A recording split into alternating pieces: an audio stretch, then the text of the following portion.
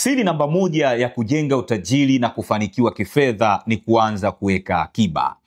Hakuna namna unaweza ukafanikisha jambo lolote la muhimu na la msingi katika hii dunia bila kuweka akiba. Kitu chochote kizuri unachokihitaji kwenye maisha yako kipo katika kujenga utamaduni endelevu wa kujiwekea akiba. Ndio maana William Clement aliwahi kusema, kama hauweki akiba, roho ya ukuu na mafanikio haipo ndani yako. Kuweka akiba ni muhimu sana, lakini swala la msingi, kwa nini watu wengi wanajua kuweka akiba ni muhimu lakini wanashindwa kuweka akiba? Au wanaoweka akiba unakuta wanaweka akiba kwa ajili ya matumizi na sio kwa ajili ya maendeleo. Unakuta unaweka akiba kwa ajili ya ada ya watoto, unaweka akiba kwa ajili ya kulipa kodi. Sasa ili ufanikiwe, unapaswa kuweka akiba kwa ajili ya maendeleo.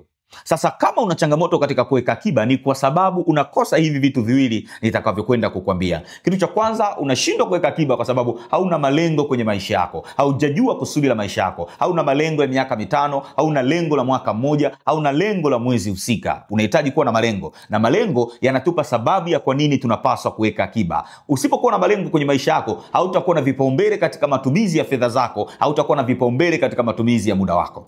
Sasa sababu ya pili inawafanya watu wengi washindwe kuweka akiba ni kwa sababu wanakosa watu wa kuwajibisha katika kuweka akiba. Kwa asili sisi binadamu ni watu ambao tunapenda sana starehe na hatupendi kujiwajibisha kwa mambo ya maendeleo. Kwa hiyo sometimes ukikosa mtu wa msingi wa kukuuliza au wa kukuwajibisha, hautaweza kuweka akiba kabisa. Na kama unakosa mtu, basi tafuta mfumo wa kukuwajibisha kuweka akiba. Unaweza kutumia mfumo wa standing order system kutoka benki. Unawaambia benki wakati asilimia fulani ya hela, kila hela zinapoingia katika akaunti yako, wa kuwekea katika akaunti yako ya akiba. Lakini kama utashindwa mfumo wa standing order kutoka benki, unaweza kutafuta mfumo wa vikoba na SACCOS. Unatafuta kikundi cha watu waliokutana kwa ajili ya kuweka akiba na unaweka akiba, ambapo huko usipoweka akiba utapigiwa simu, usipoweka akiba utapigwa faini. Kwa hiyo utafuta mfumo wa kukulazimisha kuweka akiba. Sasa hayo ndio mambo ambayo yanawachangisha watu wengi wasishindwe kuweka akiba. Sasa ili ufanikiwe kwenye maisha yako, lazima uweke akiba bila kujali una kipato kidogo, bila kujali umepitia changamoto. Na muhimu zaidi uelewe,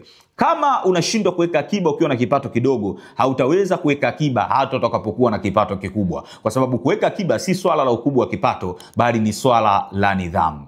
Ni muhimu sana ukajifunza kuweka akiba. Sasa swala la msingi, unaweka wapi akiba yako? Hilo ni jambo la msingi sana. Usiweke akiba yako sehemu ambako haiongezeki thamani. Mara zote napenda kufundisha, popote unapoweka akiba yako hakikisha inaongezeka hata kama ni kwa kiwango kidogo. Na hapa ninakuja na habari njema kutoka kwa Mixx by Yas, ambao wana huduma ya kukusaidia wewe kuweka akiba inaongezeka thamani kupitia akaunti yao ya Kibubu. Bila shaka wewe unatumia Yas na Mixx by Yas, si ndio? Ingia *150 *01. Ingia kwenye huduma za kifedha, chagua huduma ya akiba, chagua huduma ya Kibubu. Uanze kujiwekea akiba ambayo inaongezeka thamani, itakusaidia sana.